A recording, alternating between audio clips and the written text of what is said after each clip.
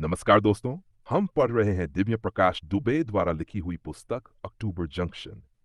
कल हमने इसका चौथा अध्याय पढ़ लिया था, तो आज इसका 5वां अध्याय पढ़ते हैं। 10 अक्टूबर 2013, टोक्यो, जापान। सुदीप के बिजनेस में उसके इंडियन इन्वेस्टर की दखलंदाजी बहुत ज्यादा बढ़ गई थी। यहां तक कि उस पर यह दबाव डाला जा रहा था कि वह कंपनी के सीईओ के पद से रिजाइन कर दे।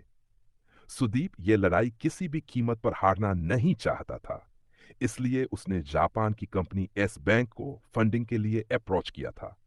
सुदीप, अभिजात और सुनैना अपनी इन्वेस्टमेंट फर्म एस बैंक के हेड ऑफिस में बैठे थे। सुदीप को अपना बिजनेस बढ़ाने के लिए और रुपयों की जरूरत थी।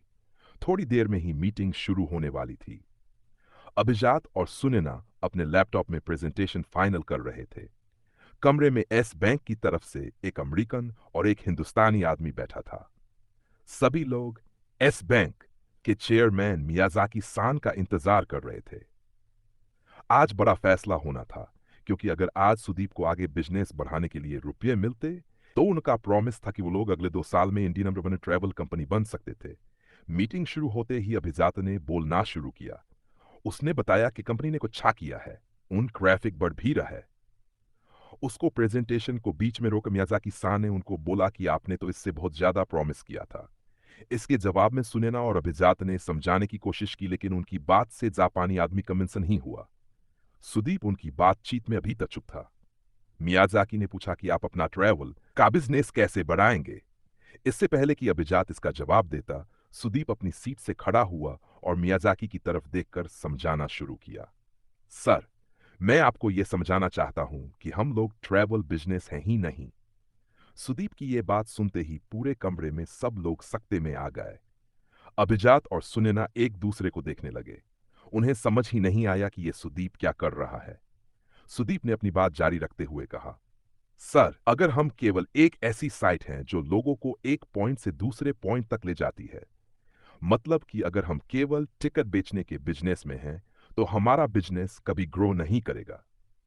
हम लोग असल में एक्सपीरियंस बेचने के बिजनेस में हैं। कोई अगर दिल्ली से लद्दाख जाता है, तो हमारा काम केवल उसको एक कार और ड्राइवर या एक बाइकर देने का नहीं है। हमारा काम है कि उस ट्रैवलर के पूरे ट्रिप के एक एक मिनट का एक्सपीरियंस ऐसा रहे कि वो जिंदगी भर न भूल पाए और लौटकर अपने पूरे सर्कल में सबको बताए। सुदीप ने बिजनेस बढ़ाने के लिए कोई भी ऐसा वादा नहीं किया कि इतने रुपए का रिटर्न आ जाएगा। सुदीप का पॉइंट बहुत ही क्लियर था। उसने उस मीटिंग में मियाजाकी को समझाया कि दुनिया भर में ट्रैवल को लेकर रुझान बहुत बढ़ रहा है। उसने आगे यह समझाया कि इंडिया में आज से 10 साल पहले बहुत कम लोग लद्दाख जाते थे, लेकिन अब धीरे धीरे लोगों ने जाना शुरू किया है। 2900 के दशक में जो लोग पैदा हुए हैं, वो सेव करके ट्रैवल करना चाहते हैं।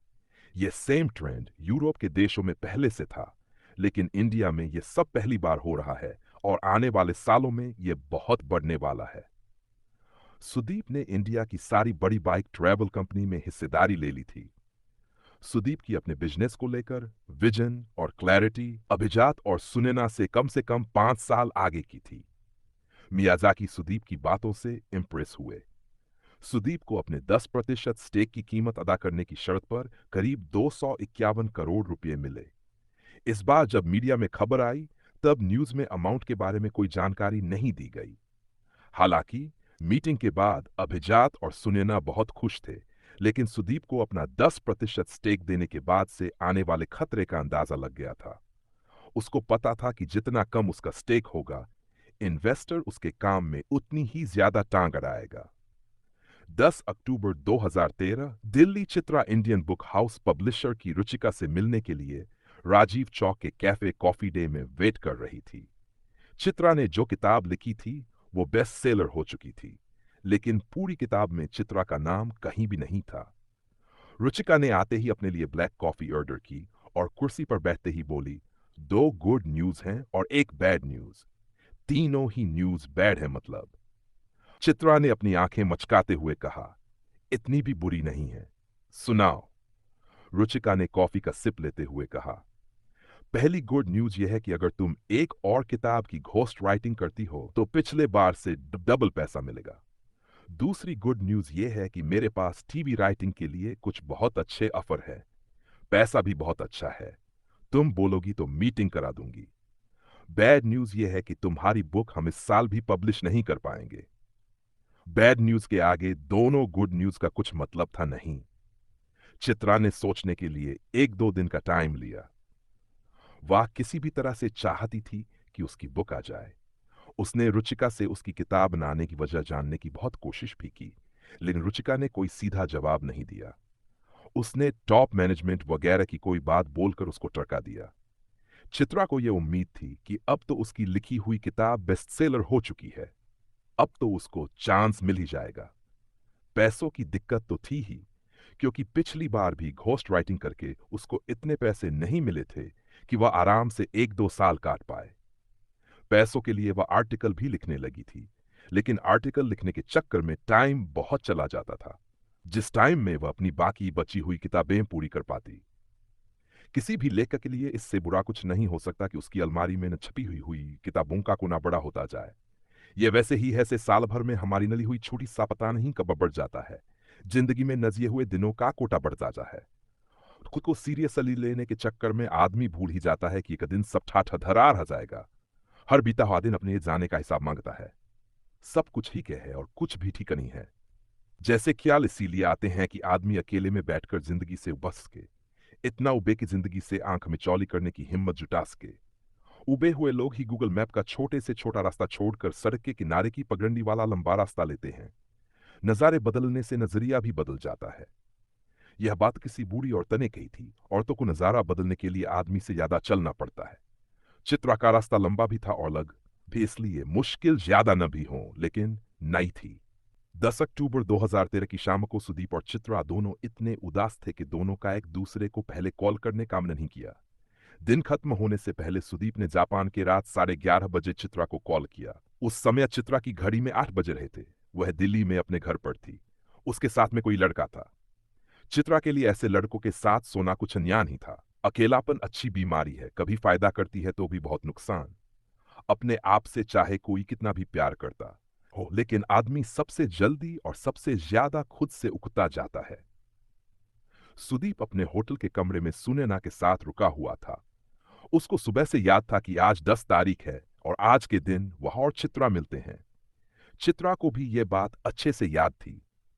चित्रा के फोन उठाने की वजह से साथ वाला लड़का थोड़ा डिस्टर्ब हुआ। इधर सुदीप का एकदम से बिस्तर से उठकर जाना और चित्रा को फोन करना सुदीप की गर्लफ्रेंड सुनैना को कुछ अच्छा नहीं लगा। फोन मिलने के बाद से दोनों को बस तसल्ली हुई कि दोनों को एक दूसरे की याद है। दोनों की एक दूसरे की जिंदगी में साल में एक दिन ही सही लेकिन पक्की जगह है। सुदीप ने चित्रा को जताया कि आज सुबह से ही वह उसे याद कर रहा था। उसने ये भी जोड़ा कि उसे बहुत सारी बातें करनी है। चित्रा ने यह जताया कि कैसे एक साल बीत गया। सुदीप ने कहा, मुझे ब्रेक चाहिए। चित्रा ने जवाब दिया, मुझे भी। वे एक दूसरे की खामोशी सुन ही रहे थे कि चित्रा के कमरे से उस लड़के ने आवाज लगाई। सुदीप को थोड़ा अजीब लगा। सुदीप ने तुरंत ही फोन काट दिया। चित्रा ने फोन रखते ही उस लड़के को घर से जाने के लिए बोला। उस लड़के ने चित्रा को एक दो गाली दी और कमरे से निकल गया। उधर सुनैना दूसरी तरफ मुंह करके लेट गई। सुदीप अब भी बैठकर अपने मोबाइल में कुछ टाइप कर रहा था। उसने एक मैसेज टाइप करके चित्रा को भेजा। अगर हम बच्चों, सुरक्षा या भावनात्मक समर्थन जैसे वास्तविक कारणों से एक साथ नहीं हैं, तो हमें खुशी, अच्छी संगति और आराम जैसे अवास्तविक कारणों से एक साथ होना चाहिए। मेरी लाइंस नहीं है लेकिन कहीं पड़ी थीं। सुदीप यह मैसेज भेजकर लेट गया। तभी उसका फोन बजा। उधर से चित्रा का मैसेज था। रसल क्रो की एक फिल्म थी ब्रेकिंग अप, उसमें ये लाइंस थीं। कुछ साल हमसे नाराज होते हैं, लाख कोशिश करने वो मानते ही नहीं। यह साल सुदीप और चित्रा की जिंदगी का ही साल था। दुनिया भर में 13 को बुरा मानने की अपनी अपनी वजह है। सुदीप और चित्रा पास 2013 को अच्छा मानने की एक भी वजह नहीं थी। साल बुरा हो तो याद कर लेना चाहिए कि अगला साल आकर सब कुछ बदल देगा। साल 2013 में सुदीप और चित्रा अपने अक्टूबर की 10 तारीख खो आए थे। कुछ पा लेने के बाद हम एक गिलास ठंडा पानी पीकर सुस्ताते हैं, तब याद आता है कि हमारा वो एक हिस्सा खो गया जो इतना कुछ पाना चाहता था। चलते फिरते हम रोज कितना कुछ खोते जा रहे हैं कि याद ही नहीं आता है कि कब बैठकर हमने आसमान में तारे गिने थे। कब आखिरी बार अपनी एक हाथ की उंगलियों को दूसरे हाथ की उंगलियों से छुआ था? कब बिना बात के ऐसे ही अपने मोबाइल पर किसी बिसरे हुए दोस्त को बिना किसी काम कॉल किया था? दोस्त जो अब थोड़ा अजनबी हो चुका है, कब शोर के बी किसी चिड़िया की आवाज को बचाने की कोशिश की थी? कब हमने बार हमहीने के बच्चे के जैसे धूप को कमरे में झांकते हुए देखकर चौंक कब डूबते सूरज के 7-10 रुपये की मूंगफली खाई थी? कुछ पा लेने की राह पर रोज भागते हुए भूल ही जाता है, अपने खोए हुए हिस्से को बचा लेना ही असली पाना है। हम शाम होने तक अपने पीछे एक पूरी दुनिया खोकर घर लौटते हैं, दिन से खाली हो जाते हैं। तो ये था इसका 5वां अध्याय, कल हम इसका 6ठा